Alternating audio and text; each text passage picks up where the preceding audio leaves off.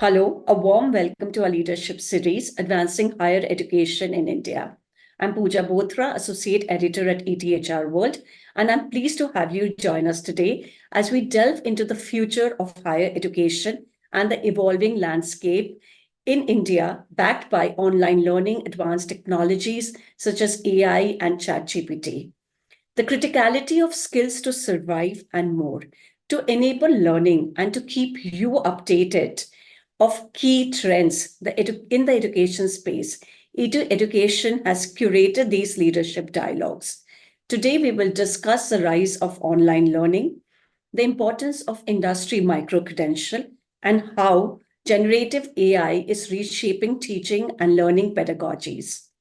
Allow me to introduce our esteemed guests who bring a wealth of experience and insights from the world of education. Joining us today are Dr. Amit P. Ganatra, Vice Chancellor of Parul University, and Prashasti Rastogi, Director at Coursera for Campus. Thank you for joining us today. I would like to start a discussion by asking each of you to share two most significant changes you have observed in the education sector over the past few years.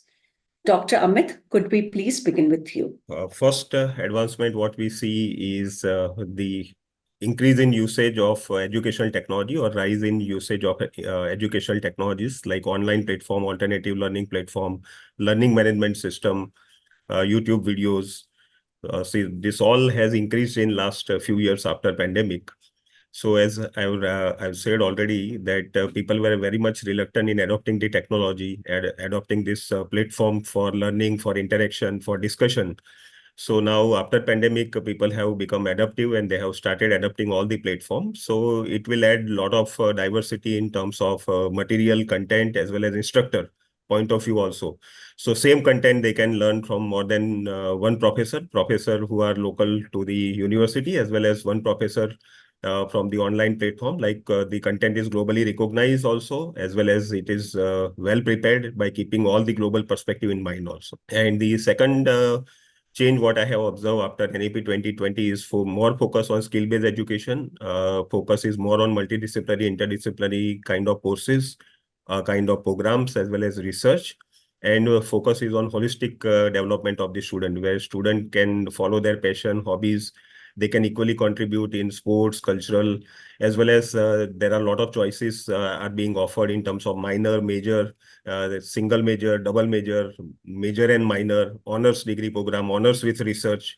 So this all flexibilities will add a lot of value to their career as well as they can strengthen their resume based on that. That's right, Dr. Amit. These are fabulous time. There are so many plans in place, and it's only about time when we start reaping the benefits of all that is being put in place today. Prashasti, what about you? What are your thoughts? Thanks, Pooja, for inviting me for this conversation, and Dr. Ganatra, pleasure to be sharing screen with you. From the Coursera perspective, we work with two kinds of partners, right? We work with educators who author the certificates that are on Coursera, and these are about 300 plus partners from industry and academia both, so universities and companies. And on the other side, we also work with about 7,000 different institutions around the world, including governments and businesses, corporations, and campuses. So when we deal with this entire spectrum of people, we have heard three things to be in major discussion in this context of higher education. A, there's a huge demand for scalable, credit eligible courses and content. And in India, especially with NEP, industry aligned learning and industry aligned certifications to be included for credit is a big discussion right now. And we've seen this happen worldwide because employability of graduate students is a key concern everywhere. Second piece, which is coming up from all sides today, and it's pretty much part of our daily lives, is generative AI. So while generative AI is being seen as a huge job disruptor, where 22% of jobs will be disrupted because of generative AI integration, there's also a complete new paradigm that has opened up, that how to increase productivity and efficiency with generative AI that enables jobs, but at the same time, teaching and learning can be made so much more adaptive and efficient. The third piece that we see is an increasing need for proficient entry level talent who comes to the organization with some preset of career ready digital skills and ability to learn, relearn. And these pathways are typically coming through industry micro credentials to create career ready graduates. Industry is saying we can't be present everywhere, but can we build job aligned pathways that students can take before they come to us to be an employee? So these are the three major trends that have been encompassing the world of learning. Thank you, Prashasti. And this is what we'll discuss next also in the next question, that how can we make campus students more aligned towards industry skills to make them more employable and, deploy them faster. So Dr. Amit, I'd like to ask you, is that in the academia, what can possibly be done? Online education is one thing. How else do you think the industry can play a better role or a bigger role to help students get deployed? So, ma'am, if you see before 5 years, like if students have to attend the university or college for 30 hours in a week, most of the time they were spending 20 hours in theory and 10 hours of only practical exposure. And hardly they will get the summer internship, industry exposure and all. But now, after NEP 2020, you see that the scenario has been changed and now the model has been flipped. So it's 66% practical exposure and like 18 to 20 hours of practical and only 10 hours of theory. Apart from that, summer internship, like for engineering program, after 4th and 6th semester, 5 weeks of summer internship, this is what most of the universities have introduced. And final semester is fully reserved for industry training. So it's a major project. So you see that overall 22 to 24 weeks of industry exposure before they finish their graduation. So I think based on this, they are going to become more skillful, as madam has rightly said, Prashasti madam. Online courses are also there. We have made it compulsory, like 20% of the courses student can enroll online. So this is a new mode of learning and a new perspective of learning. So we consider that way and we are getting that kind of exposure. But yes, apart from this interpersonal skill, soft skill, this technical skill and industry exposure is very much essential for the students to get good success so that they can become deployable and they can become resource person from day one. Because when they go for the summer internship first time, they will come to know about how industry is functioning, how they document the processes and everything. Second time, they will become more productive. And once they go for final semester training, again, they are very much aware. So they can start contributing on a live project or real project. So project-based learning, engaging more industry people, they can come and conduct the workshop at the university, deliver expert talk, faculty induction. Like we have also made it compulsory that every teacher in our university has to go and work in industry for 2 weeks, 1 week in summer, 1 week in winter. So I'm very much aware about the theoretical concept, but how these theories can be converted into a practical application, that was missing. So now the teachers, professors, those who are going and working in industry, they are very much aware about the use of technology, real world application, industrial use cases. And again, based on that, when they come back, they can reorient the curriculum. And of course, they can change the curriculum. They can enhance their teaching learning also. And the depth of subject knowledge can also increase. And based on that, they can better transfer knowledge from them to the students. These are such wonderful points. And, train the trainer. This is so important. And, if the teachers can get some kind of industry exposure, it will really help students also to, think from the industry point of view. Prashasti, what are your ideas about, keeping the curriculum agile to help students get industry skills? Yeah, I actually agree with Dr. Ganatra in many, many ways, right?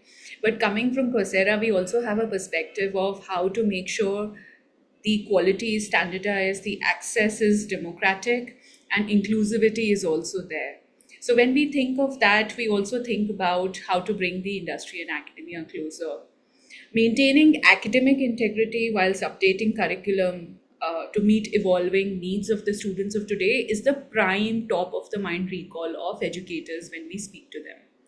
When we speak to the students, 86% of the students told us in a survey that we conducted last year that they want to apply for programs, enroll in programs that include credits for learning industry aligned content, right? So they want industry certifications as part of their curriculum, and they want to earn also credits for it.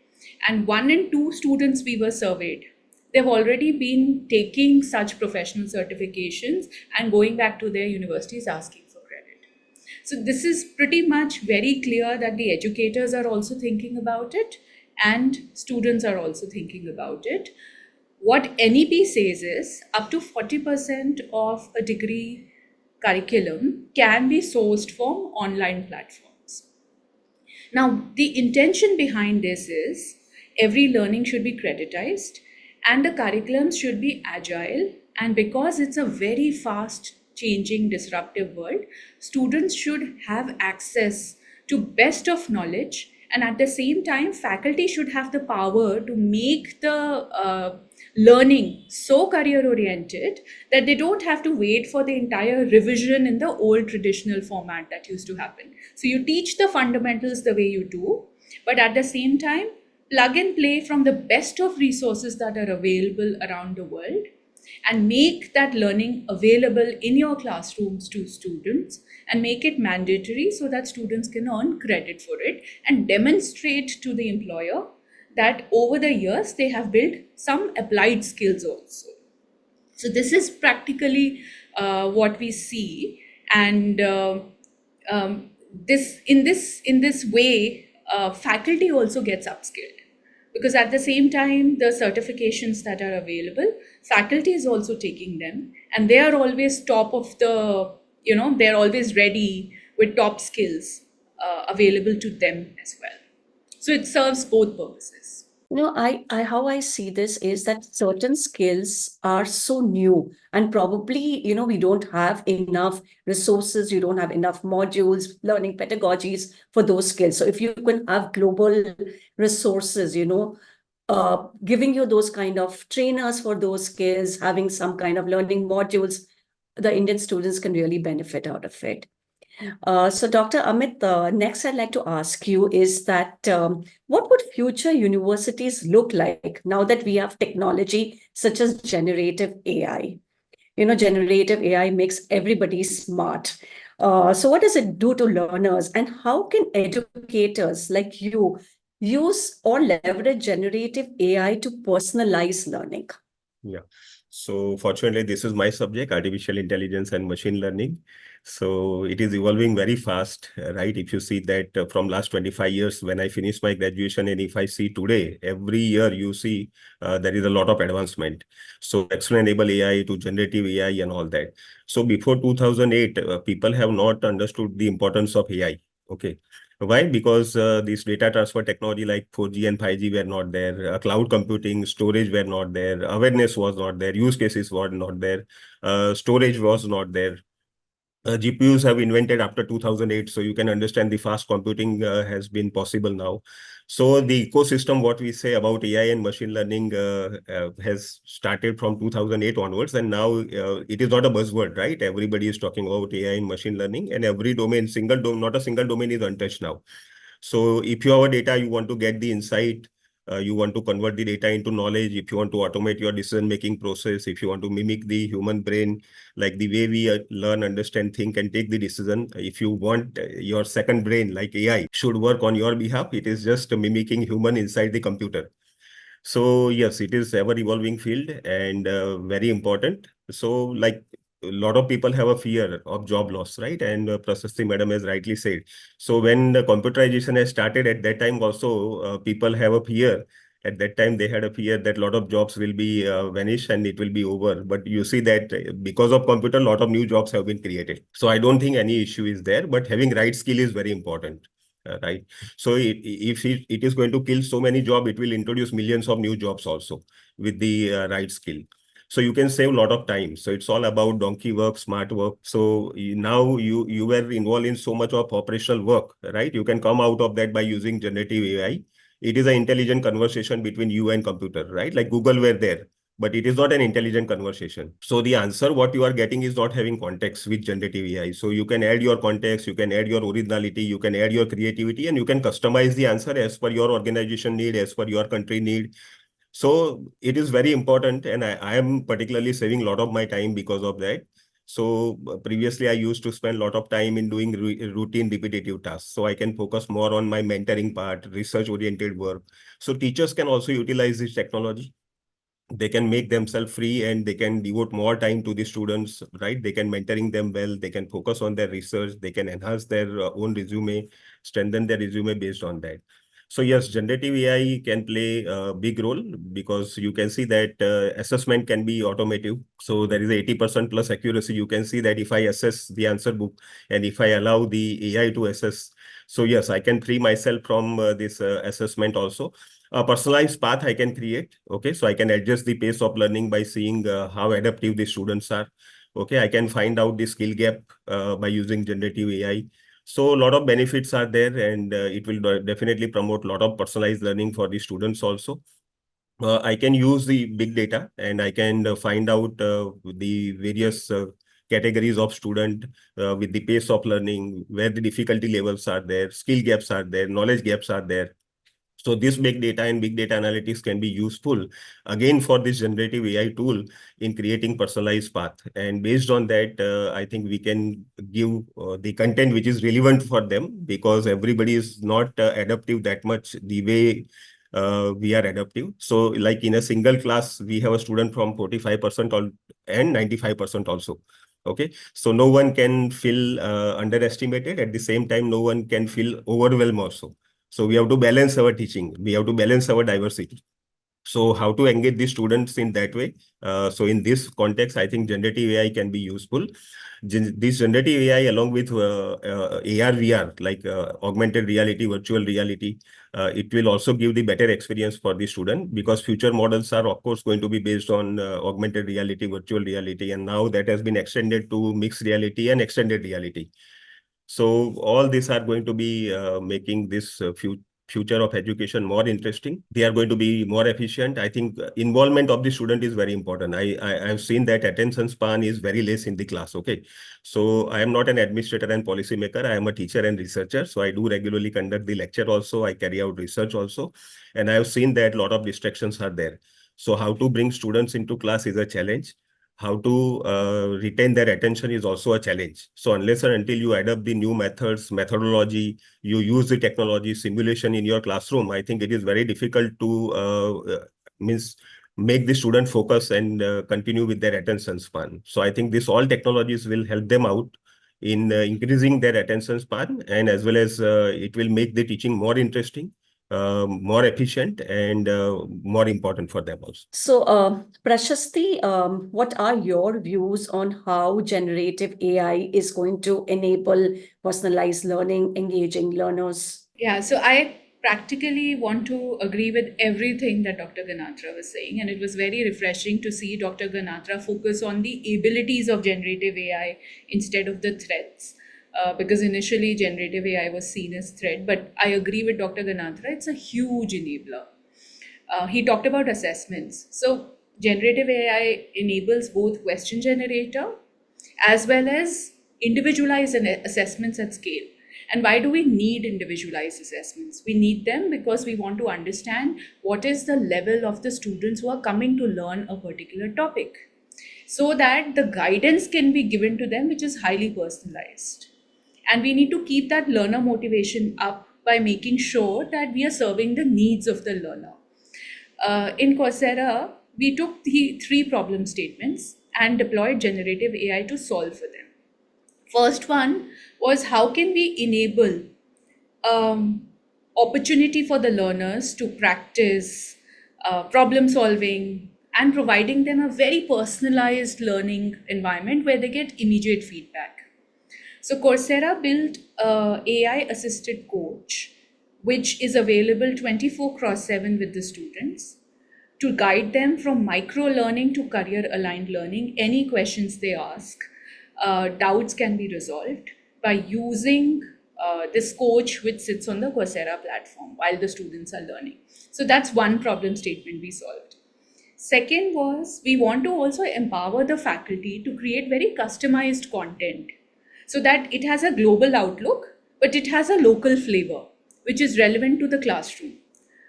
Using generative AI, Coursera has built a course builder, which gives the power to the faculty to combine their own lessons, their own content with the entire expert content available on the Coursera library and create a very customized course which can be shipped to the students pretty much within a couple of hours of building it, because you can use it, you can use the Coursera platform to do that, and you will just need to put in some text prompts to make sure that the course is pretty much serving your needs. So a content from Yale or Princeton can be combined from content from, and I'll take Dr. Ganatra's university's example, Parul University, combined together, and the students will receive something which is global perspective, but a very localized flavor. So that's the second problem statement we deployed generative AI to solve for. Third problem statement is question generation at scale. How to do continuous assessments, how to do individualized assessments, and how to do assessments for new topics where faculty is also simultaneously upskilling. They are not the experts. So can we use the AI generated question generator, build assessments to assess students on competencies, to assess students on topics, pretty much using some text prompts. So there's a question generator on the platform which the faculty can deploy.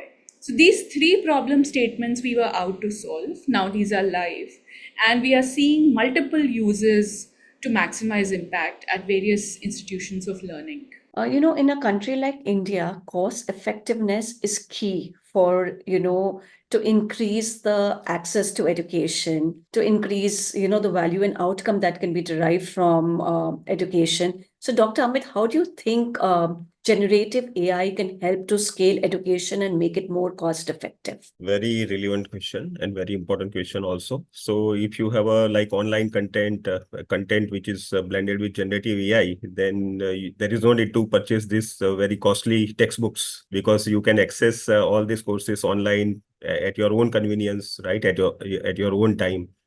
So yes, a lot of benefit is there for the students. At least they can save a lot of their money in terms of buying the books and all that.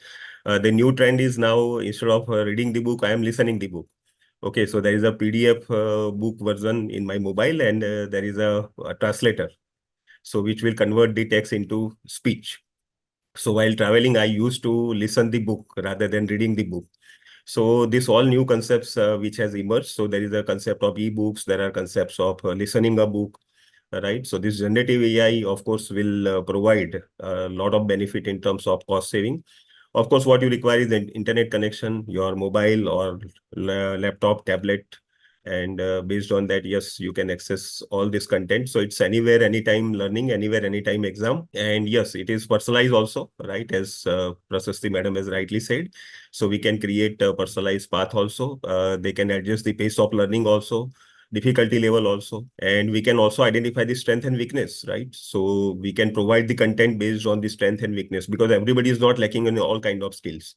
So basically the problem is we provide the common training to all students, all the staff, where they are not lacking in that kind of skill, like communication skill. We used to ask them to sit for communication class, but if you see that 80% of the students don't require that communication skill kind of training, right? So it is like patient doctor kind of thing. Those who are lacking in that skill, we require to install that kind of skill. So I think generative AI and all is of course going to be used for such kind of personalized pathway to create and provide the better learning experience to the students. Prashasti, your thoughts? I think learning outcomes can be measured better now. Simple example, if I were to start learning a program, it's a possibility that using generative AI, my tutor puts me on a pre-assessment where my current competency levels can be benchmarked. And it could be done for a sample of students in a cohort in a classroom. And we can see which are the weak learners, which are the better learners. And because the assessment will be adaptive. And accordingly, the machine recommendation engine can actually devise curriculum which takes students who did not perform very well to the basics and say, here's a refresher, please revise this and come back to the class.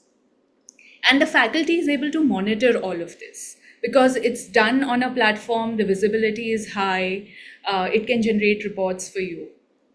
At the same time, when the students finish a program, there can be a post-assessment. The post-assessment will identify how the students have moved from the fulcrum A to fulcrum B in the learning process. So that's a very, very easy to deploy and scalable method of checking where your students are, benchmarking them. Earlier, those things could be done, but they were done with such difficulty because you had to deploy multiple ways and they were not so customized. Now you can. At the same time, so this is how you benchmark your students and how to generate outcomes. But at the same time, the learning that is given to them should also be very applied in nature. So while you teach fundamentals, at the same time, the students should be able to use simulators, labs, to actually use those skills that they have learned into business context problems. We know that even in the placement scenario, students are given business context problems to solve, and therefore they get hired. So why not include it from day one in the classroom? Use projects, create those simulators, make sure that the students, whatever they have learned, they're able to replicate this well and demonstrate the skills that they have just earned. And all of this is possible only if we create a curriculum that allows space for doing all of it. And while it might feel like a mammoth task for a university or an educator to do that, plugging in technology in these areas wherever they are necessary, efficient, and make the students and teachers learn more effectively, this is pretty much the mandate. May I add something to what Madam has said? Yes. If you see the online courses which are being offered by Coursera or NPTEL and any other platform, it is only theories, right? So what we have converted this into instructor-led online course. So there is a doubt solving session in the weekend. There is a practical session also, because if you see the curriculum of university, there is a theory and practical hours both. So student can earn theory credits, right? But of course, practicals are not there. So they have to attend the laboratories, and there are prerequisites. Okay, suppose if I want to join the AI course, in Coursera, you can directly go and join the AI course without having prerequisite. But I want the statistics knowledge, advanced mathematics knowledge. So here in our university, we have made it compulsory. So before you enroll the course, prerequisite is compulsory. So you have to enroll the course or you have to attend the classes. And it is an instructor-led. So there is a DSS, that is doubt solving session, revision session after every week. And there is a practical sessions which we conduct regularly.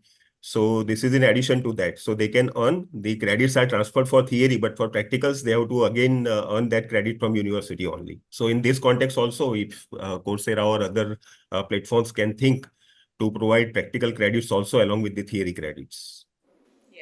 Yeah. A good point. So, Dr. Ganatra, I'll take the example of Coursera. There are about 3,500 projects in the Coursera platform, built on about 150 virtual environments. And those projects are part of the learning process of a student, because we believe that formative learning is great, but at the same time, you should also be able to demonstrate skills. It is very much their part of the Coursera pedagogy, where students will have a virtual environment, and in that virtual environment, you don't need to install any software, you don't need to buy a new license.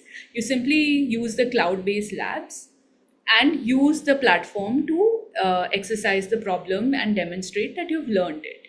So there is also an instructor-led video to guide the student on how to use that particular technology and what is the problem to solve for. At the same time, the industry micro-credentials, and there are about 125 of them from the likes of Google, Meta, SAP, Microsoft, in the areas of cybersecurity, data, human resources, software development, and so on and so forth. There are also capstone projects and actual coding projects that students do. And we recognize that it is very essential to develop applied learning skills. And these are very popular because students add it to their resume and LinkedIn profile, so that they can actually showcase to the recruiters beforehand that they have learned the skills, but at the same time also applied those skills.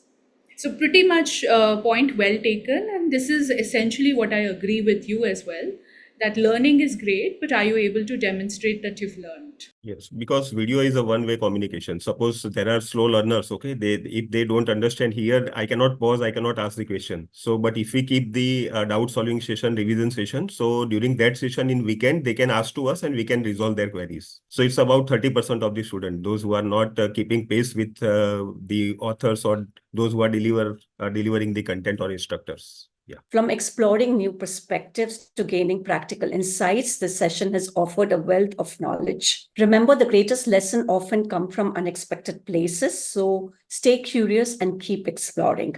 Thank you so much for joining us today.